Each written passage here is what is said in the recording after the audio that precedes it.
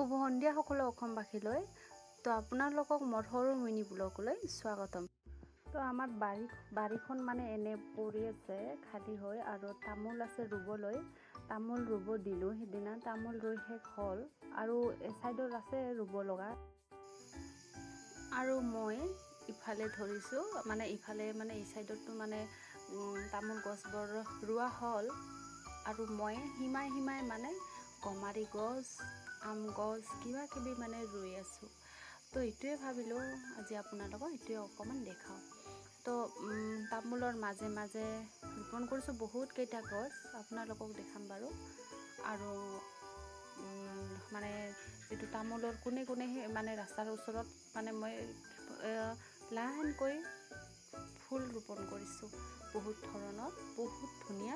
এইটো যে হাতত লৈছোঁ এইটো ফুল মানে স্থলপদ্ম বুলি কয়, বহুত ধুনীয়া দেখিবলৈও। দুৰ্গা পূজাৰ সময়ত ফুলে এই ফুলটো। আমাৰ জেঠাহঁতৰ আছে এনেকুৱা ফুল। যেতিয়া ফুলে দুৰ্গা পূজাৰ সময়ত মই আপোনালোকক দেখুৱাম দেই এইটো ফুল। কাৰোবাৰ আছে চাগে, পাতটো দেখি চাগে চিনি পাইছে, কমেণ্ট কৰি জনাব কাৰ কাৰ আছে। তো মই এতিয়া প্ৰথম আমাৰ ঘৰত আনি ৰোপণ কৰিছোঁ।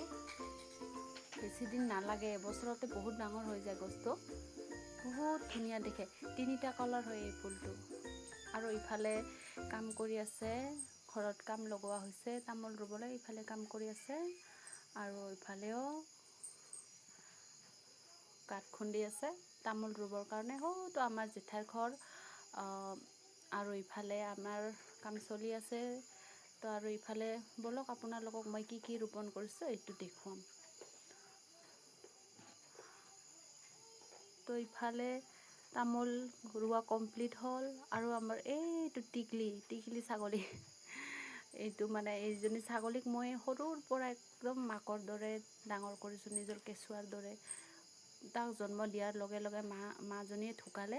তাৰপিছত মই আমুল তাজা গাখীৰ খুৱাই তাক ডাঙৰ দীঘল মানে কৰি আছোঁ, আৰু এতিয়ালৈকে ডাঙৰ হোৱা নাই যদিও ইমান হ'লে। আৰু এই চাইডত মই ফুল ৰোপণ কৰিছোঁ। তাৰপিছত ফালে নাৰিকল গছ, এইটো আপেল গছ, আৰু এইটো ডালিম গছ ৰুইছোঁ। আৰু এইবিলাক ফুল হয়, বহুত ধুনীয়া ফুল। যেতিয়া ফুলে মই আপোনালোকক দেখুৱাম বাৰু। আৰু ইফালে বেটাই মোক মা বুলি চিঞৰি আছে। তো ইফালে মই মাতিলোঁ, পৰি গ'ল। আৰু তাই মানে ইমান পৰে নহয়, 2 বছৰ হ'ল এতিয়া কমপ্লিট, তথাপিও ইমান যে পৰে খোজকাঢ়োতে ক'বই নোৱাৰোঁ। মানে তাৰ শক্তিয়ে নাই, আৰু ব্লাড কম। ডক্টৰৰ তাত গৈ সোধোঁ যে ইয়াক কি খোৱালে ভাল হ'ব।